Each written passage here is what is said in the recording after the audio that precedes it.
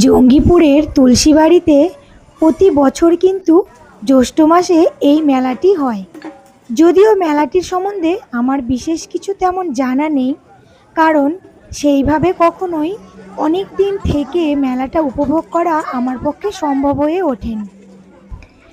এবছর আমি যেহেতু এখন ওয়েস্ট বেঙ্গলে আছি আর আমার হাজব্যান্ড কিন্তু নাসিকে আছে, তবুও আমার মিয়াপুরের বাড়িতে আমি যখন গিয়েছিলাম তখন একদিন রাত্রেবেলা ছেলেকে নিয়ে আমি কিন্তু চলে গেছিলাম এই মেলাতে।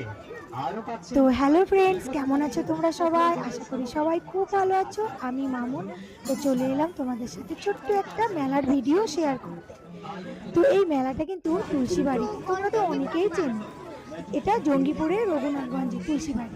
তো এই মেলাতে কিন্তু প্রতি বছর এত জায়গা অল্প হলেও এই মেলাতে কিন্তু প্রচুর দোকান বসে। আর সত্যি কথা বলতে কি, ঘরের সাজা ঘরের এমনি কোনো সাজার জিনিস বলো বা ঘর সাজানোর জিনিস বলো বা নিজেদের কোনো সাজার জিনিস বলো বা আদার্স যে কোনো জিনিস বলো না কেন, যদি তোমাদের কিনতে হয় খুবই অল্প দামে, তাহলে কিন্তু পুরো একটা বছর তোমাদের ওয়েট করতে হবে এই তুলসীবাড়ির মেলার জন্য। কারণ এই তুলসীবাড়িতে অল্প দামে কিন্তু খুব সুন্দর সুন্দর জিনিস পাওয়া যায়।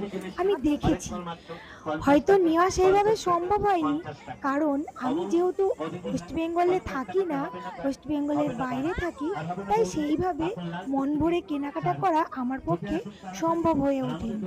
ইচ্ছা থাকলেও সেটা আমার সম্ভব হয়নি।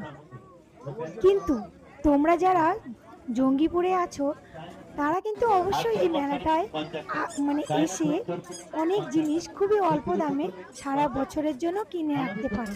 তো ভিডিওটা কেমন লাগলো জানি।